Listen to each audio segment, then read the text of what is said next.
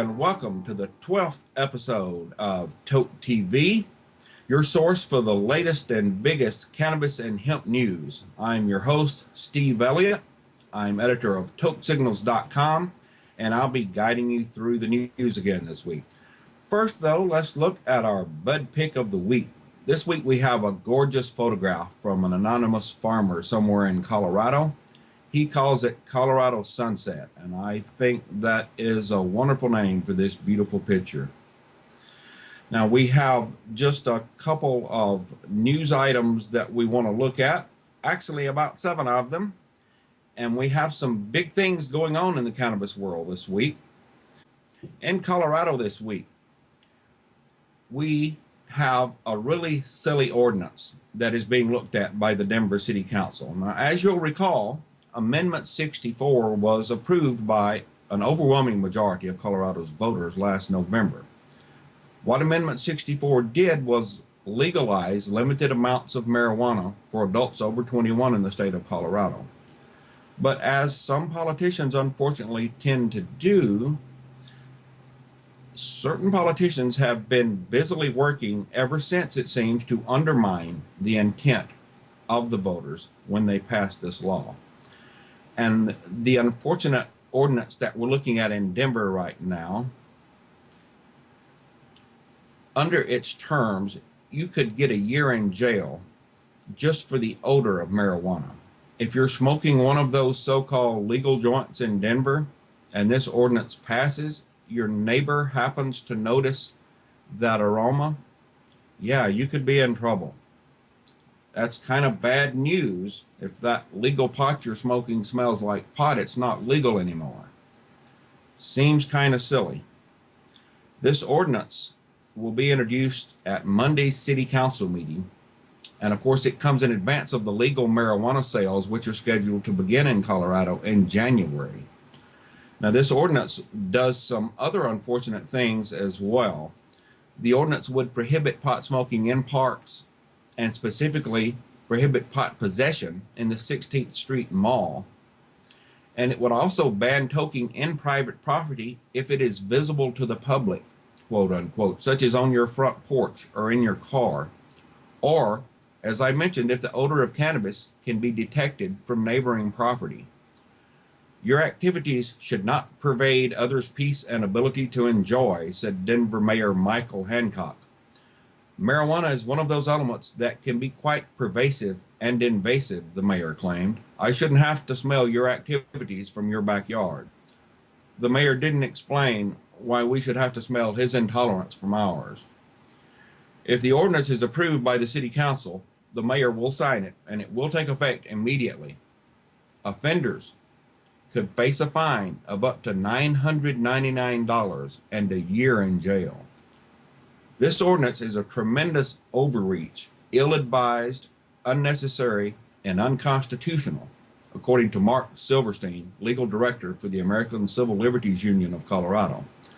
Now, according to Silverstein, the ordinance would ban consumption of marijuana in the privacy of your living room if the window is open or if you can be seen from the street. Now, actually, it's even a little worse than that. The smell of marijuana could conceivably seep outside even if the windows aren't open. Silverstein said that it will inevitably prompt police and community confrontations. Amendment 64 was said to regulate marijuana like alcohol. This is not regulating at all like alcohol. No one risks a year in jail for drinking a beer in their fenced-in backyard, Silverstein said. And as for banning mere possession anywhere on the 16th Street Mall, I cannot believe Amendment 64 allows cities to make it a crime to carry a legal product in your pocket as you walk on a public sidewalk or public right-of-way.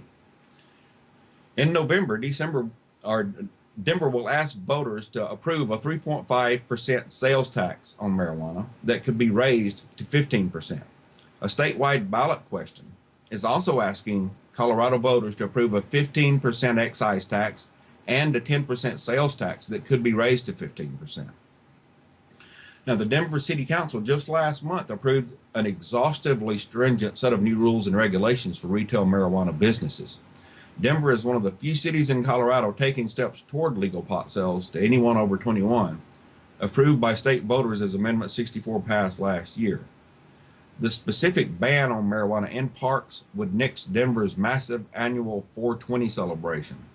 City officials are continually vexed by this huge smoke-in. They worry that the city will lose uptight tourists and offend families if public consumption of cannabis is tolerated. Mayor Hancock said the event itself would still be allowed. It's not that he's a nice guy, it's that he can't shut it down due to free speech issues. But pot smoking in the park will not be tolerated. The organizers are going to have to think long and hard about the kinds of risks they and their patrons will be taking by deciding to puff up at the park, Mayor Hancock said. We are not going to tolerate it anymore. It's done. We want to make very clear, now and forever, and that is zero tolerance. Apparently, Mayor Hancock's cheery campaign slogan of "We are all Denver" doesn't apply to cannabis consumers.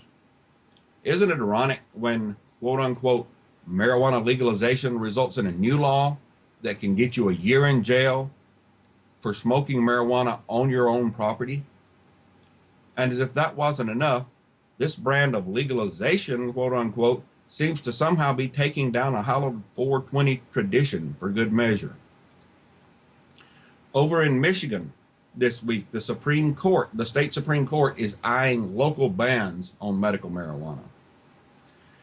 This historic case will determine whether Michigan communities can ban medical marijuana and possibly whether state residents can keep using cannabis at all for medicinal reasons.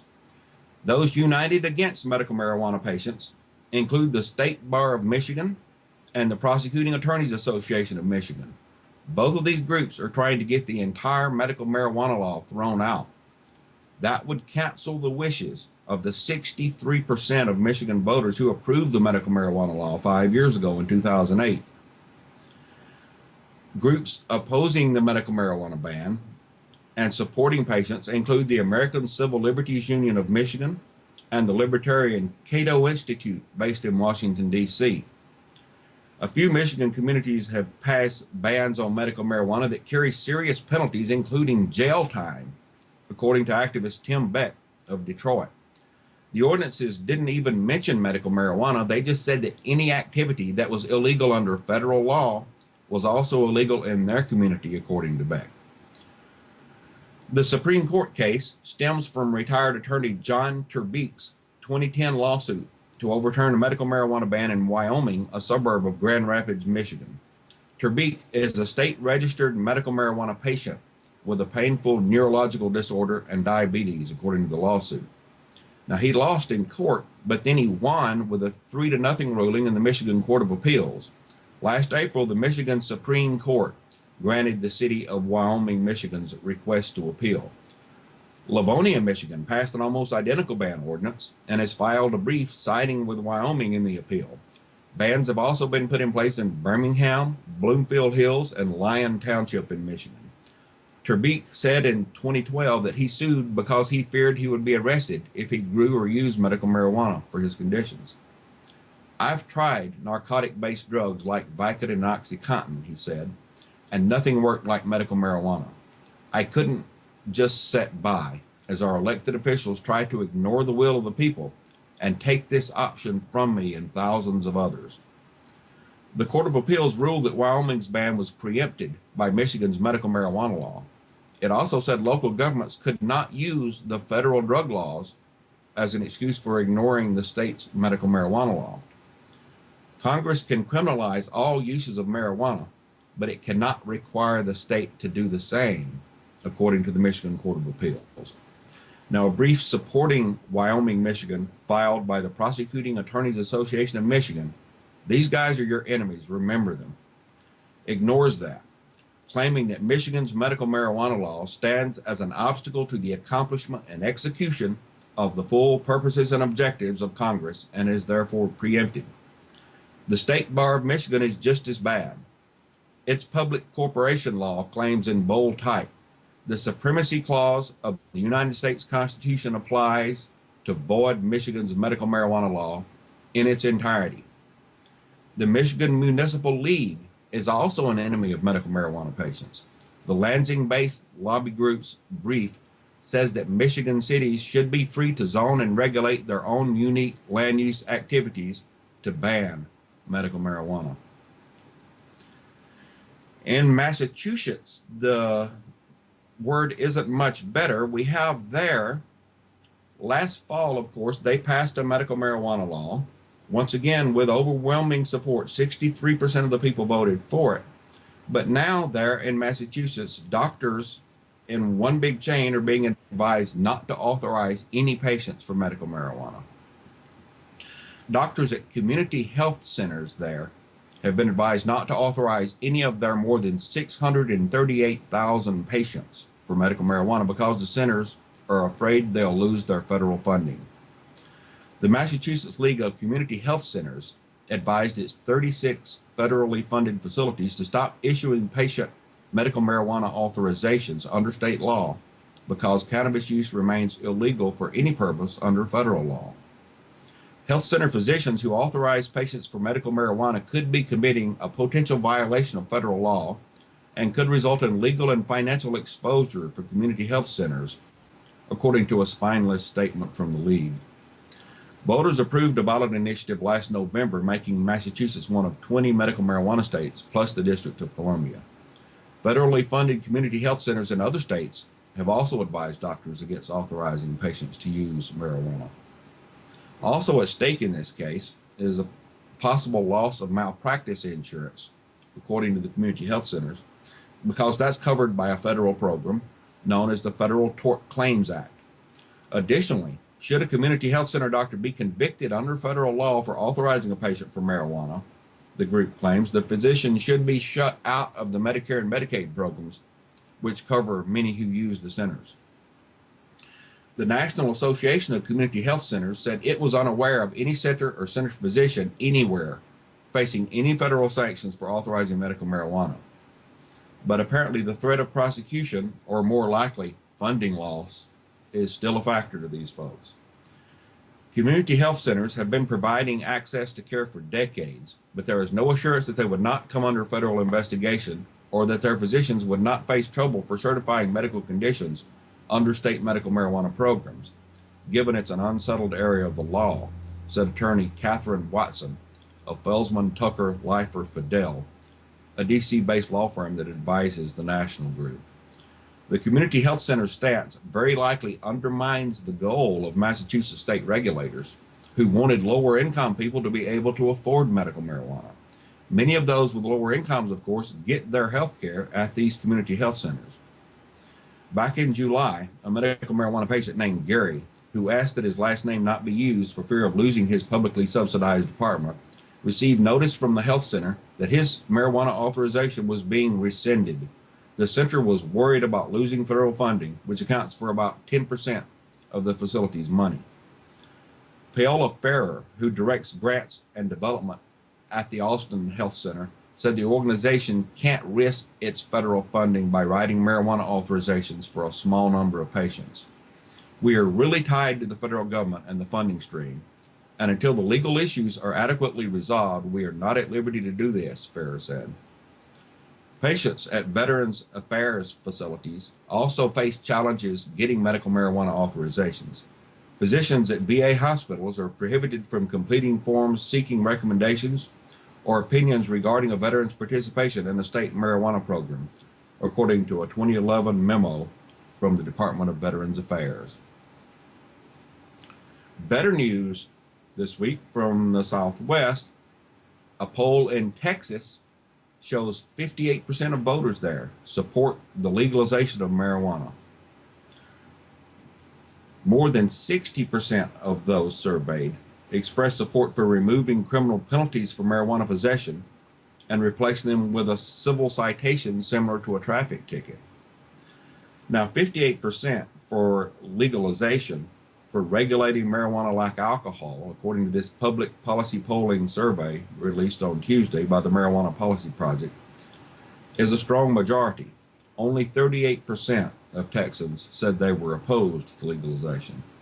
Marijuana prohibition has been just as big a failure as alcohol prohibition, said MPP Executive Director Rob Kampia a part-time Austin resident. Most Texans agree that marijuana sales should be conducted by legitimate businesses instead of drug cartels in the underground market. This poll also found that 61% of state voters support removing criminal penalties for possession of up to an ounce and replacing them with a civil offense punishable by a fine of up to $100 with no possibility of jail time. Only 30% said they were opposed to that idea. Now, under current Texas law, it is a criminal offense for a person to possess a small amount of marijuana, and he or she can be sentenced to up to a year in jail and fined up to $2,000. Law enforcement officials' time would be better spent addressing violent crimes instead of adults simply possessing marijuana, according to Campia of the MPP. No adult should face potentially life-altering criminal penalties for using a product that is significantly less harmful than alcohol, he said. There is ample research demonstrating the medical benefits of marijuana in the treatment of several debilitating conditions, according to Campia. People suffering from cancer and multiple sclerosis should not face the threat of arrest for using medical marijuana if their doctors believe it will help ease their suffering. Down in Uruguay, another positive development, as we've been following the interesting effort down there to become the first nation on earth since 1961's single treaty on narcotic drugs from the United Nations to fully legalize marijuana. Hard rock legends Aerosmith were in Uruguay for a concert Wednesday night at Montevideo, and they praised President Jose Mujica during an official visit Tuesday afternoon. Aerosmith singer Steven Tyler called Mujica one of the best presidents in the Americas, and he added that more presidents should be like him. Tyler expressed admiration for Mujica's work on marijuana legalization and helping the poor. Uruguay is on track to become the first nation in the world to fully legalize cannabis since the Single Convention Treaty on Narcotics established worldwide marijuana prohibition in 1961. And that was the doing, of course, of Harry J. Anslinger of the DEA. Your president is a freedom fighter, and in many ways, we fight for freedom ourselves with music, Tyler said. He gives 70% of his salary for people's homes. Here in this small country, Uruguay, I think he's doing it the right way, grassroots, and we believe in that. Now, President Mujica, he's a former leftist guerrilla, and he's widely considered the world's poorest president. He donates most of his Petro program, which provides free homes to the country's poor, mostly households headed by single mothers. This program also provides free medical care. Mujica has already given more than $300,000 out of his pocket to this program. The visit between Aerosmith and Mujica was arranged following a request by the rock band to the Executive Tower, Uruguay's presidential office. The band visited with the president for more than 2 hours in public and private events, and they stayed around long enough to watch the Montevideo sunset. And at the end of the visit, Aerosmith gave the president a signed guitar. An amusing yet dismaying story from Colorado. Conservatives there apparently are quite upset about liberal ideals like legal pot and gay marriage, and they want to secede from the state of Colorado. Yeah, those wacky conservatives. Next month, 11 counties in northern Colorado will vote on whether to secede and form their own state, in which they plan to promote conservative ideals that residents say have been lost in a progressive era of legalized marijuana and gay marriage. The 51st State Initiative would create a new state called New Colorado or North Colorado, and would reject all that liberalism that has created such policies as legal cannabis, gun control laws, immigration reform, and modernized marriage laws. I would have never believed the state of Colorado would become this liberal, complained Lyle Miller, who owns Nan's Convenience Store in Cheyenne Wells. I'm afraid for my grandchildren. I want them to have the same heritage I had. Now, this move sprung up in the aftermath of the Aurora movie theater mass shootings in 2012. Of course, those prompted the Democrat-controlled legislature at the time to pass the state's first new gun control laws, which require background checks on private gun sales. That stirred up the Republicans and conservatives and led to a successful recall campaign by gun advocates to remove 2 Democrats from office. who had supported firearms laws. So the 11 counties are holding a vote on whether to secede from Colorado and work toward forming their own state based on conservative ideals. What we're attempting to do is restore liberty, said Jeffrey Hare, a leader of the 51st State Initiative, although making marijuana illegal again doesn't sound much like liberty to us. Even if the counties do declare to leave Colorado, the state must then vote to allow them to leave. After that, Congress would have to vote to admit a new state, something it hasn't done for a breakaway state since West Virginia split from Virginia back in 1863. Some of the supporters say that they would settle for annexation into Wyoming. It's just going to be seen as a crackpot idea by a bunch of crackpot commissioners, some of whom are term limited, said Steve Mazzarana, a former political science professor at the University of Northern Colorado. Some will just call it crackpotopia. Democrats have dismissed the movement as a publicity stunt by disgruntled conservatives who are having trouble adjusting to modern political realities. They say that secession is just a sideshow, but analysts say the drive represents a widening gap between rural and urban Colorado. Speaking of whack jobs, North Korea's leader is often seen as one on the national stage because of his repeated blustering and threatening to use nuclear weapons against the United States and other targets. But there's one thing the North Koreans have over us. In North Korea, marijuana is legal and available at the food market. There may not be much freedom there. It may be a totalitarian communist dictatorship, but they do have one freedom that most in the United States don't enjoy: the freedom to openly buy and smoke marijuana. Cannabis, or ip tambe, which means leaf tobacco, is reportedly grown openly on the roadsides and smoked on the streets of Pyongyang, but local North American tourist guides normally won't let Western tourists see that side of Korean culture. Freelance writer Darman Richter recently wrote on the Bohemian blog about his experiences buying and smoking weed in North Korea earlier this year. Cannabis is used by the working class there, both for its medicinal effects and to unwind and relax. Richter was able, with the help of a North Korean intelligence officer, to get into a food market in which locals shop, but where Western visitors normally aren't allowed. We were just walking past the tobacco sellers when we spotted another stall ahead, piled high with mounds of green rather than brown plant matter, Richter writes. It turned out to be exactly what we first suspected, a veritable mountain of marijuana. After buying the cannabis, Richter bought rolling paper at a tobacco seller and started rolling up and lighting comically oversized joints in the middle of the market.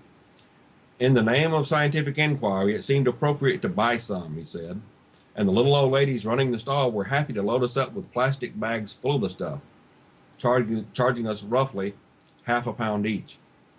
Cannabis isn't even considered a drug in North Korea, according to Richter. It is grown in large plantations and also grows wild abundantly on the peninsula. Richter's Korean guide seemed a little embarrassed that his group had discovered the abundant legal marijuana available there. They seemed to be ever so slightly uncomfortable with our discovery of their special plant, no doubt aware of its legal status in our own countries. It was their job to make sure we saw a positive representation of the Democratic People's Republic of Korea, he writes. I don't think they had planned on chaperoning a giggling pack of red-eyed imbeciles around their country's proud military monuments. North Korean marijuana apparently isn't very potent, though. This is cannabis which has been grown naturally in mountainside fields, Richter writes. While the flavor's all there, it'll take a few well-packed joints before one starts to feel anything approaching the effect typical of a Western crop. That said, at prices like these, some might not consider that a problem. Before we go, there are a couple of must-read stories that you really want to check out on tokesignals.com this week. First of all, a 2012 study that shows medical marijuana reduces suicides. It suggests that legalizing medical marijuana lowers suicide rates by almost 5%. And this is a scientific study. It is potentially very important. You want to check it out on tokesignals.com. The second must-read of the week is medical cannabis does not increase and may decrease teen use. One of the reasons that anti-medical marijuana people often name is that they want to protect the children, or they want to keep from badly influencing teenagers to think that they should smoke pot. Well, state laws allowing for the legal use of medical marijuana by qualified patients do not increase teen marijuana use, according to this study. And if anything, they decrease teen use or have no effect at all, according to data published online last year in the journal Annals of Epidemiology. So you want to check that out this week on tokesignals.com. Educate yourself. Knowledge is power. I hope you have a great week. Join us next week for episode number 13. And until then, as always, stay lifted.